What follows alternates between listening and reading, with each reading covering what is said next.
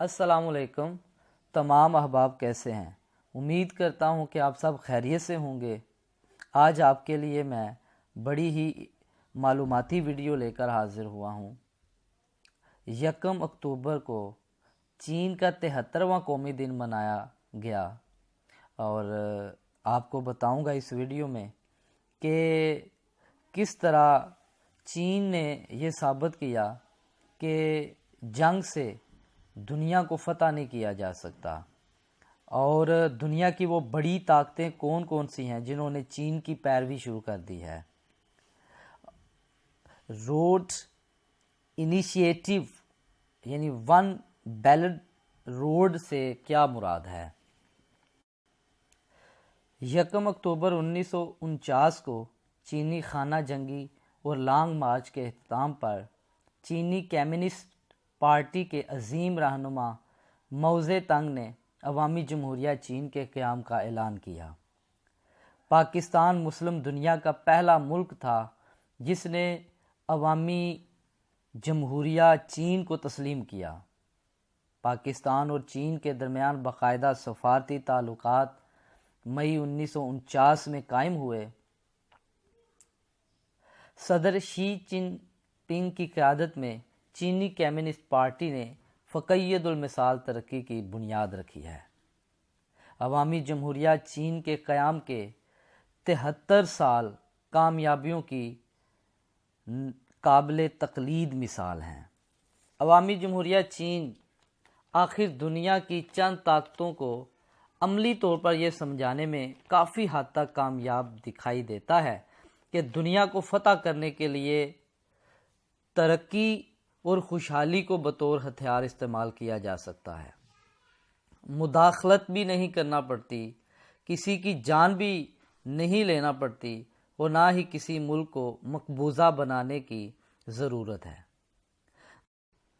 دنیا کا دستور ہے کر بھلا سو ہو بھلا۔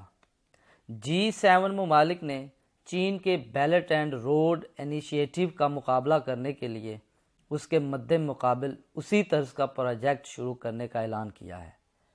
کہاں اکیلا چین اور اس کے مقابلے میں دنیا کی 7 بڑی معیشتیں G7 کے کئی رکن بشمول اٹلی BRI کا باقاعدہ حصہ بن کر اپنا ترقی کا حصہ وصول کر رہے ہیں۔ عالمی جوہری طاقتیں پاکستان، روس وغیرہ BRI کے فروغ کے اہم کھلاڑی ہیں۔ عوامی جمہوریہ چین آج اپنا 73واں قومی دن منا رہا ہے، مگر اس نے 2013 میں شروع کیے گئے میگا پروجیکٹ کو جس قدر کامیابی سے آگے بڑھایا ہے کہ کچھ ممالک اس کے خلاف پروپیگنڈا کر رہے ہیں، لیکن اس کے ساتھ ساتھ وہ اس کو کاپی بھی کر رہے ہیں، مگر وہ اسے مقابلے کا نام دے رہے ہیں۔ دنیا پہلی اور دوسری عالمی جنگوں میں تباہی کے بعد تیسری جنگ کی متحمل نہیں ہو سکتی، اور اس سے بچنے کا جو راستہ ہونا چاہیے بلا شبہ چین نے وہ فراہم کر دیا۔ کسی ملک میں مداخلت کی ضرورت نہیں، البتہ اس کی ضروریات کیا ہے یہ پوچھنے کی ضرورت ہے۔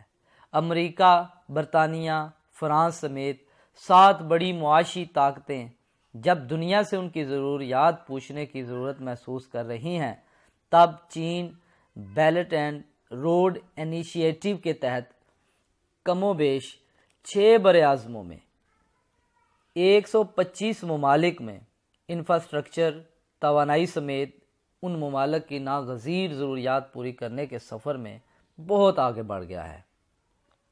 صدر شی جن پنگ نے ون بیلٹ ون روڈ کا جو تصور پیش کیا اور اسے اپنی منزل تک پہنچانے کے لیے جو ان گنت کامیابیاں سمیٹی ہیں،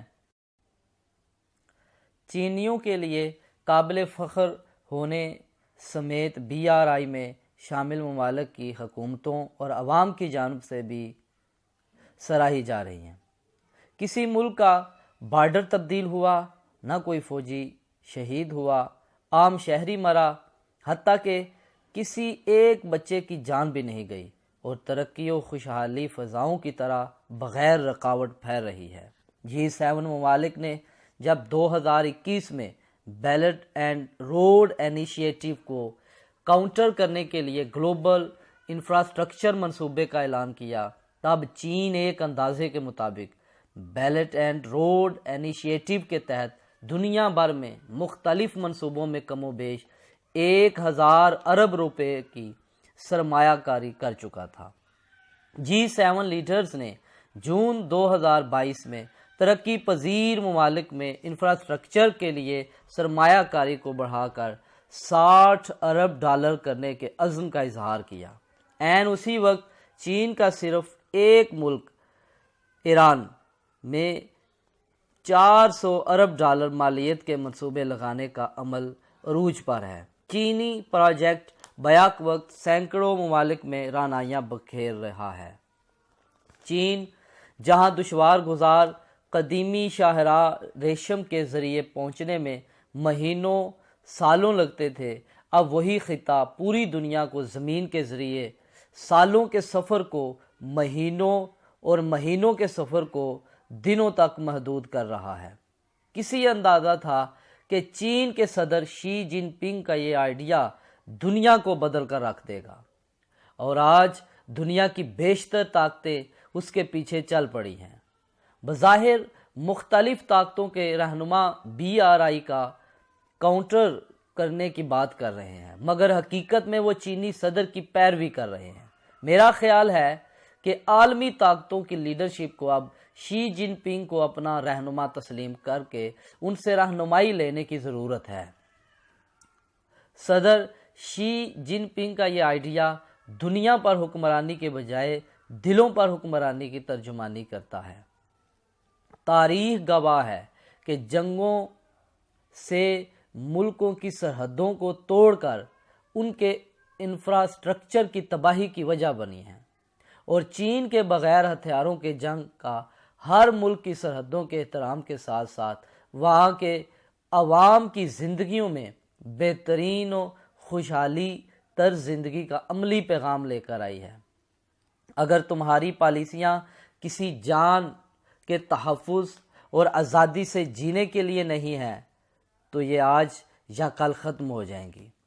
دنیا کو جنگوں سے فتح کیا جا سکتا ہوتا تو نپولین بوناپارٹ کا ملک فرانس اکیلا ویٹو پاور ہوتا، قتل و غارت گری ہی کامیابی ہوتی تو آج منگول تاریخ کے اوراق میں کہیں گم نہ ہوتے۔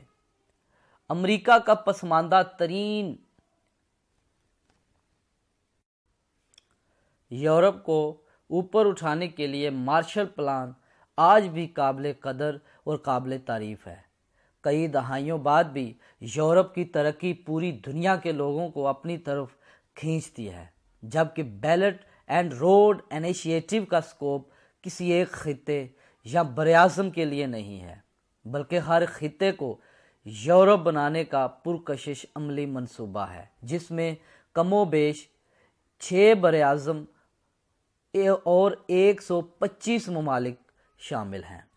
چین کو پورا حق ہے کہ وہ اپنا قومی دن نہایت شاندار انداز میں منائے اور اس خوشی میں دنیا کے تمام ممالک شامل ہو جائیں، تو کوئی مذائقہ نہیں، یہ بھی چین کا حق ہے۔